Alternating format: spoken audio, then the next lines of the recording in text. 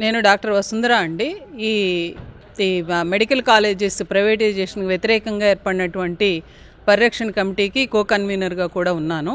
అంతేకాకుండా ఈ ప్రైవేటైజేషన్ వ్యతిరేకిస్తూ మొట్టమొదటిసారిగా హైకోర్టులో పిల్లు నేనే వేశాను. ఇది మొన్న రెండోసారి విచారణ వాయిదా పడింది. ఆ విచారణ సందర్భంగా మొదటిసారి పడినప్పుడు 3 వారాలు టైం ఇచ్చారు ప్రభుత్వానికి మొత్తం డీటెయిల్స్ ఇవ్వమని. అయితే వాళ్ళు మొన్న జరిగినటువంటి 29వ తేదీ జరిగినటువంటి వాయిదాలో ప్రభుత్వం తరఫున ఉన్నటువంటి వాళ్ళు డీటెయిల్స్ ఇవ్వలేదు. కోర్టు ఇచ్చినటువంటి డీటెయిల్స్, కోర్టు అడిగిన డీటెయిల్స్ ఇవ్వలేదు. దానికి తోడు 4 వారాల టైము కోర్టు మళ్ళీ ఇచ్చిందంటే ఈ నెల మళ్ళీ 29వ తేదీన మరలా వాయిదా ఉంది. అంటే మొత్తం పీపీపీ గురించి. అయితే వార్తలు ఎలా వస్తున్నాయంటే హైకోర్టు వారు గౌరవ హైకోర్టు వారు చేసినటువంటి కామెంట్స్ని ఎలాగ ప్రచారం చేస్తున్నారంటే బయట ఈ పిల్ని కొట్టేశారు, పీపీపీకి అంటే ప్రైవేటైజేషన్కి కోర్టు కూడా ఎందుకు పీపీపీ చేయకూడదు అనేటువంటి కామెంట్స్ చేస్తున్నదని చెప్పేసి చేస్తున్నారు. అది తప్పండి.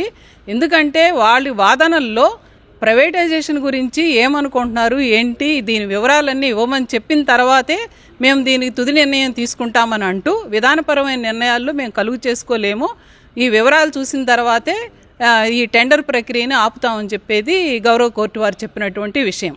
అయితే దీని మీద ఇదే కాకుండా అసలు ఈ ప్రైవేటైజేషన్కి మూల కారణమైన కేపీఎంజీ రిపోర్టు, అంటే ప్రభుత్వం చెప్పింది ఏంటంటే కేపీఎంజీ అనే సంస్థ ఇచ్చినటువంటి సలహాలను అనుసరించి ఈ అసెంబ్లీలో ఒక హౌసింగ్ కమిటీ ఏర్పడింది. ఆ కమిటీ సూచనలు తీసుకొని ఈ పీపీపీకి రికమెండ్ చేశామని చెప్పారు. నేను దాని మీద కూడా రైట్ టు యాక్ట్ అంటే సహచట్టం మీద నేను వేశాను. వాళ్ళు నాకు ఒక ఆన్సర్ ఇచ్చారు, ఈ వివరాలు ఏమీ మేము మీకు ఇవ్వలేమని చెప్పి ఇచ్చారు. అంటే దాని అర్థం ఏంటంటే కేపీఎంజీ అనేటువంటి సంస్థ ఎలాంటి సూచనలు ఇవ్వలేదని నేను అర్థం చేసుకోవాలి. సూచనలు ఇస్తే ఖచ్చితంగా సహచట్టం ప్రకారం నేను అప్లై చేసిన దాని ప్రకారం నాకు వివరాలు ఇవ్వాల్సింది. కాబట్టి కేపీఎంజీ అనేది ఒక బూచిలాగా చూపించారు, ఎవరు ఏమి ఇవ్వలేదు, ప్రభుత్వమే ప్రైవేటైజేషన్ విధానాన్ని తీసుకునిందనేది నాకు అర్థమైంది. అది గౌరవ కోర్టు వారికి కూడా అది ఈ నెల 29వ తేదీ దాన్ని కూడా సబ్మిట్ చేయడం జరుగుతుంది. అయితే నేను ఎందుకు ఈరోజు ఈ మార్కాపురం వచ్చానంటే ఇక్కడ చూస్తూ ఉన్నాము గర్ల్స్ హాస్టల్ కంప్లీట్ అయిపోయింది, ఆల్మోస్ట్ ఆల్ కంప్లీట్ అయిపోయింది. ఈ కాలేజీ చూస్తే ఇంకొక 40% అయితే ఇది కంప్లీట్ అవుతుంది. పక్కన ల్యాబ్స్ అన్నీ కంప్లీట్ అయిపోయినాయి. ఒక కంప్లీట్ కాకుండా బేస్ తోటి సహా ఏంటంటే మెడికల్ కాదు హాస్పిటల్. అయితే మార్కాపురంకి 200 పడకల హాస్పిటల్ ఉందని చెప్పి నాకు తెలిసింది.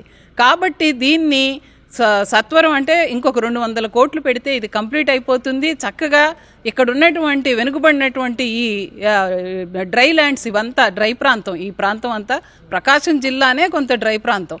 ఈ ప్రాంతంలో ఉండేటువంటి గిద్దలూరు కానీ చుట్టుపక్కల ప్రదేశంలో స్టూడెంట్స్కి కానీ ఈ చుట్టుపక్కల రియల్ ఎస్టేట్ కానీ ప్రజలకు ఒక మంచి వైద్య సేవలు అందుబాటులోకి ఉంటాయనేది మాత్రం ఖచ్చితంగా మేము ఆశిస్తున్నాము. అందువల్లనే మార్కాపురం అనేది కూడా ఈ సంవత్సరం కనుక వీళ్ళు చేస్తుంటే ఈ పాటికే క్లాసులు స్టార్ట్ అయిపోయి ఉండేది. ఈ వీళ్ళ సొంత డబ్బులు ఏం పెట్టలేదు. ఎందుకంటే గూగుల్ సెంటర్కి 22,000 కోట్లు సబ్సిడీ ఇస్తున్నారు వీళ్ళు. 22,000 కోట్లు గూగుల్ సెంటర్కి సబ్సిడీ ఇచ్చిన వాళ్ళు ఈ మొత్తం 10 మెడికల్ కాలేజ్ కంప్లీట్ కావడానికి ఖచ్చితంగా 3,000 కోట్ల నుంచి 4,000 కోట్లు. అది కూడా ఒక సంవత్సరం పెట్టాల్సిన అవసరం లేదు. సంవత్సరానికి విడతలుగా పెట్టుకుంటూ వెళ్ళొచ్చు. కాబట్టి ఇది సాకు మాత్రమే. అయితే ఇది కోర్టులు గురించి మాట్లాడుతున్నారు కానీ కోర్టులో కూడా న్యాయస్థానాల్లో కూడా మేము విజయం సాధిస్తామనేటువంటి ప్రగాఢ నమ్మకం మాకుంది. అదే సందర్భంలో ప్రజాకోర్టులో కూడా ప్రజలను చైతన్యపరచడంలో కూడా ఖచ్చితంగా విజయం సాధిస్తాము. ఎందుకంటే ఇది ప్రజలకు సంబంధించింది, ఇది ప్రజలకు ఖర్చు పెడుతుంది కాదు, ప్రజల యొక్క జీవన ప్రమాణాలను పెంచుకునేదానికి చేస్తున్నటువంటి ఈ ప్రయత్నంలో మేమందరం అనేక మంది మేధావులు, పౌర సమాజం అంతా ముందుకు కదులుతుంది. ప్రజల్లో కూడా ఇది చాలా బాగా వెళ్ళిపోయింది. ప్రజలు అర్థం చేసుకుంటున్నారు ఈ ప్రభుత్వం కంప్లీట్గా ప్రైవేటైజేషన్ వైపు వెళ్ళిపోతుందని. అందువల్ల ప్రైవేట్ మెడికల్ కాలేజెస్ మీద జరుగుతున్నటువంటి న్యాయ పోరాటం కానీ ప్రజా పోరాటం కానీ ఖచ్చితంగా అందరి సహకారంతో, ప్రజల సహకారంతో ముందుకు తీసుకెళ్తామని చెప్పేసి మేము ఆశిస్తున్నాం. Thank you.